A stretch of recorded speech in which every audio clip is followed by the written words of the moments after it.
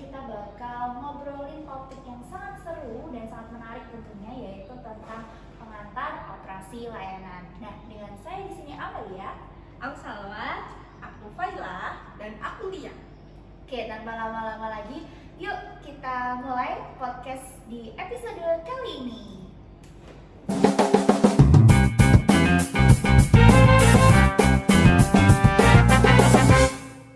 Nah, sebelumnya nih, kalian di pengantar operasi layanan ini udah tahu belum sih apa itu layanan? servis. Itu bahasa Inggrisnya ya. Gak salah sih, gak salah. Nah, kalau layanan itu merupakan kegiatan yang gak ada wujudnya, dilakukan oleh seseorang untuk pihak lainnya. Nah, di layanan ini ada 4 karakteristik. Yang pertama intangibility, yang kedua heterogeneity, yang ketiga inseparability, dan perisability. Ada 4 ya. Iya. Terus tadi kata Lia tuh tadi sempat nyebutin yang intangibility. Iya. Nah, jadi intangibility itu merupakan suatu layanan yang nggak bisa dilihat nih, nggak bisa diraba. Mata ya. Jadi tak kasat mata, bener banget. Jadi yang goib itu layanannya. Tapi meskipun katanya goib ataupun nggak bisa dilihat, nggak bisa diraba gitu, itu merupakan suatu karakteristik yang cukup penting untuk mempengaruhi pelanggan nih dalam penilaian layanan tersebut nih. Padahal kelihatannya sepele, Oh, nggak kelihatan gitu. padahal nggak kelihatan ya. Nggak kelihatan, tapi ternyata perannya penting banget. Nah, tadi udah disebutin sama Lia yang poin kedua karakteristiknya itu ada yang namanya heterogeneity atau heterogenitas. Nah, jadi itu tuh dalam layanan itu kan di dalamnya ada interaksi nih.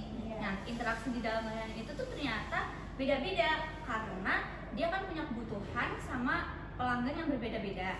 Nah, jadi itu bikin susah untuk mencapai yang namanya standar penuh di dalam layanan gitu. Mbak, aku maunya apa? Kamu Iya, mau apa? betul. Beda kan? Jadi Beda. satu mau ini, satu mau ini gitu. Jadi susah mau. Iya, betul. Oke, jadi tadi udah bahas terkait intangibility, heterogeneity. Nah, di sini aku mau bahas terkait inseparability. Oke, jadi inseparability ini disebut juga sebagai ketidakterpisahan. Jadi antara aku dan kamu nggak bisa dipisahkan. Waduh. Oke, jadi inseparability ini tuh ininya layanan itu nggak bisa dipisahkan ya. Jadi Iya. contoh nyatanya seperti yang udah kita obrolkan tadi ya. Misalnya yang ada di video call di WhatsApp itu kan ada video sama suara. Suaranya, ya. Nah, pastinya kayak itu kan menjadi suatu keterhubungan ya, Iya. nggak bisa dipisahkan. Nggak mungkin ada video doang. Iya, kan Oh, ya. nggak bisa Namanya dengar video suara. call lah. Nggak bisa dengar suara. Iya. Oke, mungkin bisa dilanjut. Nah, ini karakteristik yang terakhir, yaitu perisability. Itu merupakan layanan yang ketidakabadian atau kayak nggak bisa tahan lama. Jadi pengelola kapasitasnya itu harus sesuai pengelola kapasitas dan permintaan penting banget buat menghindari pemborosan. Karena itu kayak sumber daya alam itu kan misalnya bensin itu kan Iya. nggak abadi kan itu. Iya. Nah itu, dan menghindari kerugian pendapatan. Jadi harus dikelola gitu ya. Iya. Kalau dengan baik gitu ya. Tadi kan udah bahas nih tentang 4 karakteristik tadi kan yang Iya. disebutin satu-satu dan dijelasin juga. Nah, sekarang aku mau bahas tentang manajemen operasi layanan nih. Manajemen operasi layanan ini beda nih sama manajemen operasi yang biasa-biasa aja itu pada umumnya. Karena manajemen operasi layanan ini berfokusnya itu pada pelanggan gitu. Pelanggan itu sebagai input utama dalam nantinya proses transformasi gitu. Oke, nah udah disinggung soal transformasi sama input ya. Ya, benar. Nah, jadi model input, transformasi sama output itu ternyata masih berlaku kok. Cuman pengguna itu juga memiliki peran penting dalam servis atau layanan karena dia itu si pelanggan itu nggak harus cuman bisa menikmati hasil jadi dari layanan yang kita buat, tapi dia tuh juga bisa berkontribusi dalam meningkatkan nilai atau value yang mereka harapkan gitu loh. Jadi apa yang mereka harapkan itu bisa terwujudkan gitu loh, karena ada peran dari pelanggan itu sendiri gitu. Oke, jadi terkait layanan ini juga ada yang namanya pengalaman operasi dan juga pengalaman pelanggan ya. Jadi pengalaman pelanggannya di sini dalam sebuah layanan itu intinya kayak interaksinya dari seorang pelanggan dan juga layanannya. Jadi intinya misalnya pelanggan ini ingin mengelola sebuah layanan di GoFood atau apa gitu, nah itu kan ada interaksi antara si pelanggannya sama di layanan Iya, oke gitu. Nah, dari pengalaman pelanggan itu pelanggan juga menilai layanan berdasarkan berbagai aspek. Yang pertama, interaksi dengan staff. Terus persepsi terhadap responsivitas dan fleksibilitas, serta perasaan dihargai oleh penyedia layanan. Semua ini tuh mempengaruhi pengalaman dan penilaian mereka terhadap layanan yang digunakan. Terus nih, tadi kan kita udah bahas tentang manajemen operasi layanan. Nah, operasi layanan sendiri itu kan pastinya punya manajer dong. Iya. Nah, jadi dia punya manajer. Nah, di sini aku akan bahas tentang tanggung jawab dari manajer operasi layanan itu sendiri. Jadi kira-kira apa sih tanggung jawab dari manajer operasi layanan itu sendiri? Nah, jadi tanggung jawab dari manajer itu sendiri itu untuk mengelola sumber daya yang telah ada di layanan tersebut beserta dengan proses-proses yang ada, termasuk juga untuk back office-nya dan juga front office-nya gitu. Oke, tapi tahu nggak ternyata manajer operasi layanan itu dia tuh juga harus tahu soal tren apa sih yang lagi booming. Iya, khususnya di bidang jasa ya. Iya. Terus dia juga harus tahu nih arah strategi bisnisnya itu kayak gimana. Soalnya buat apa nih layanan udah bagus, udah wah gitu, tapi ternyata strateginya salah. Iya, misalnya kan lama-lama dia bakal meredup, bakal ditinggalkan gitu kan sama penggunanya gitu. Terus dia juga harus mengembangkan para staffnya. Jadi staffnya masa dari tahun ke tahun kompetensinya gitu aja kan pasti kan iya kurang kan. Nah itu jadi nanti staffnya mereka kasih pelatihan lah ini dan segala macamnya. Terus dan yang terakhir itu dia juga harus melakukan inovasi secara terus menerus. Jadi kan setiap tahunnya ada inovasi. Apa nih yang baru? Ya, gitu? pasti yang baru gitu kan. Jadi kan ada peningkatan nilainya dari layanan itu sendiri kayak gitu. Oke, nah selain itu juga pastinya juga punya tantangan dong manajer. Wah, aduh Dia berat ya, dia udah punya tanggung jawab yang besar, Iya. kemudian harus bisa menyesuaikan dengan tren yang yang ada. Nah, sekarang manajer operasi layanan juga punya tantangannya. Jadi tantangannya itu yang pertama seperti yang tadi yaitu dia itu harus menyeimbangkan atau membandingkan antara pengalaman operasi dan juga pengalaman pelanggannya. Kemudian dia juga harus mengelola kelompoknya yang berupa kayak staff tadi, pelatihan gitu. Iya, yang beragam gitu. Jadi nggak stagnan gitu-gitu aja Iya, staffnya. Oke, dan yang ketiga ini itu tuh seperti yang dijelaskan Pak Chandra Kadema tadi kemarin loh, yang intinya pengalaman layanan ini, jadi pengalaman pengguna dalam layanan ini harus dikembangkan secara taktis dan juga yang strategis. Oke. Dan mereka itu juga harus melihat dari sudut pandang pelanggan, di mana fokus pada layanan yang diterima, pengalaman dan hasil yang diperoleh. Jadi manajer itu selain punya tanggung jawab, punya tantangan, juga harus peka terhadap kebutuhan pelanggannya. Nggak boleh abai ya. Iya. Oke. Kasian Nah, banget ya sih. Manajernya udah punya tantangan, terus harus peka, harus tahu tren. Iya, terus tanggung jawabnya juga gede. Semangat ya para manajer. Nah, itu dia pembahasan kita nih terkait, tadi kita udah bahas juga terkait apa karakteristik operasi layanan. Terus kita juga udah bahas tentang manajemen operasi layanan, terus juga tanggung jawab dari manajer itu sendiri. Nah, semoga dari yang kita sampaikan ini bisa bermanfaat bagi teman-teman sekalian nih. Oke, nah jangan lupa buat terus ikutin episode-episode selanjutnya dari podcast kita karena pastinya akan bermanfaat banget ya. Oke. Iya. Oke, mungkin itu dulu sekian teman-teman. Sampai jumpa. Berikutnya.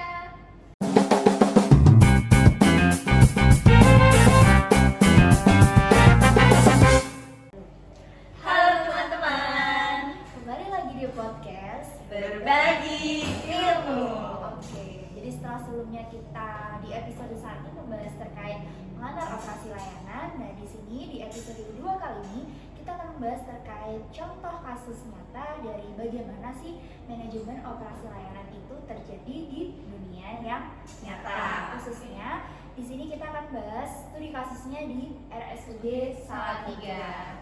Oke, gimana nih? Kalian udah siap semua apa belum? Siap. Pasti. Oke, tanpa berlama-lama, yuk kita langsung di episode kedua.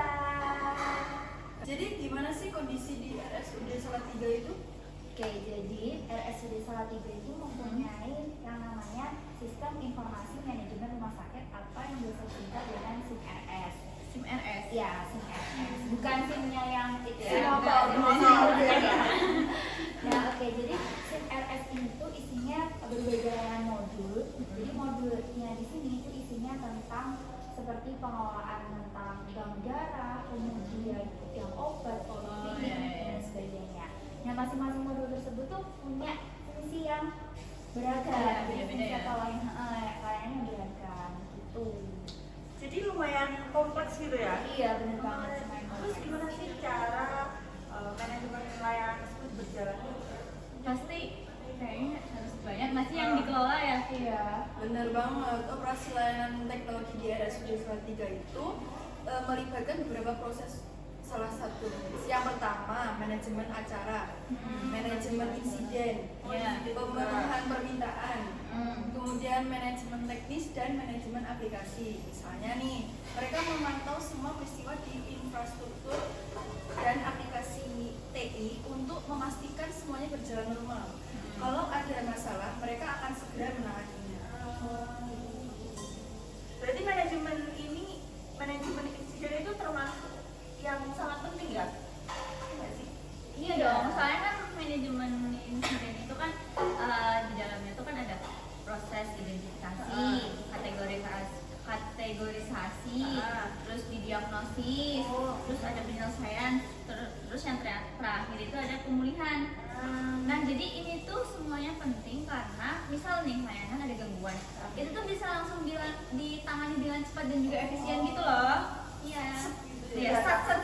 Nah, gitu. Ada lama-lama ya. Iya, Nah, terus gimana sih dengan pemenuhan permintaan layanan dari berbagai departemen di rumah sakit?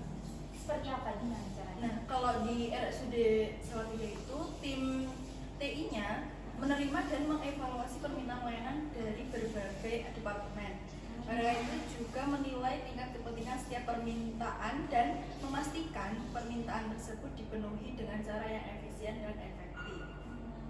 Jadi tetap harus efektif gitu ya, biar cepet gitu.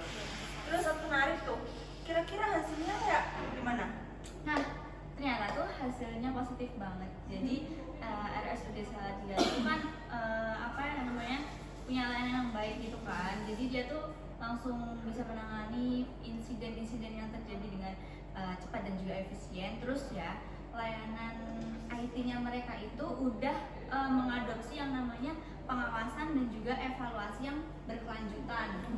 Selain itu juga resiko manajemen terus masalah itu dikelola dengan baik sama mereka. Jadi apa ya kalau ada masalah itu langsung sat terus tepat waktu gitu loh. Iya, keren banget kan?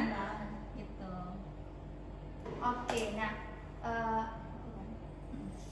oke, keren banget ya. Nah, lalu setelah kita cerita banyak hal terkait sistem informasi manajemen rumah sakit di RSUD Salatiga, nah kesimpulannya gimana sih ini? Kesimpulannya itu bahwa operasi layanan teknologi di RSUD Salatiga merupakan salah satu contoh yang baik tentang bagaimana rumah sakit tersebut dapat mengelola layanan teknologi dengan efisien dan efektif. Ini mendukung operasi rumah sakit yang berjalan dengan lancar dan memastikan semua layanan medis dapat diakses dan dikelola dengan baik. Wah, menarik banget tuh. Terus nih, kalau ada penelitian terkait manajemen operasi layanan tuh kira-kira kita akan bahas juga nggak? Ada dong, jadi ada penelitian soal manajemen operasi berkelanjutan. Nah, ada salah satu penelitian yang judulnya Manufacture and Service Operation Management. Jadi di sana tuh membahas soal kontribusi dan juga penelitian soal manajemen operasi berkelanjutan ini dari 20 tahun terakhir, bayangin. 20 tahun. 20 tahun. Jadi di sana tuh ada bahas soal rantai tertutup, terus energi rendah karbon gitu, terus inovasi-inovasi apa aja. Lama banget. Banyak banget kan, bayangin 20 tahun penelitian tuh pasti banyak banget kan. Jadi mulai tahun berapa tuh? 2000. Itu Wah, masih dari bapak. mana? Masih tahu. setahun ya. Iya. Kita baru bisa jalan ya, baru bisa jalan. Bener-bener.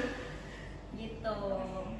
Lalu bisa dijelaskan nggak lebih lanjut terkait hasil penelitian yang dijalankan 20 tahun terakhir tadi? Nah, untuk hasil penelitian yang dilakukan 20 tahun terakhir itu menunjukkan bahwa topik-topik yang dipelajari telah membuat dampak yang signifikan baik di dalam maupun di luar bidang manajemen operasi. Misalnya, studi tentang ekonomi rendah karbon telah mempengaruhi kebijakan publik dan regulasi yang bertujuan mengurangi emisi karbon. Selain itu, penelitian tentang rantai pasokan tertutup mendorong perusahaan untuk mengadopsi praktik yang lebih berkelanjutan dalam pengelolaan pengembangan produk dan remanufaktur yang membantu mengurangi limbah dan memaksimalkan daur ulang material. Wah, menarik banget ya apa yang disampaikan sama Lia soal penelitian yang udah dilakukan selama 20 tahun gitu. Itu dia diskusi yang telah kami obrolin ya mengenai implementasi operasi layanan teknologi di RSUD Salatiga. Oke, makasih juga buat para pendengar setia podcast kita. Nantikan episode-episode selanjutnya karena kita bakal membahas banyak banget ya soal pastinya yang bermanfaat buat kita semua.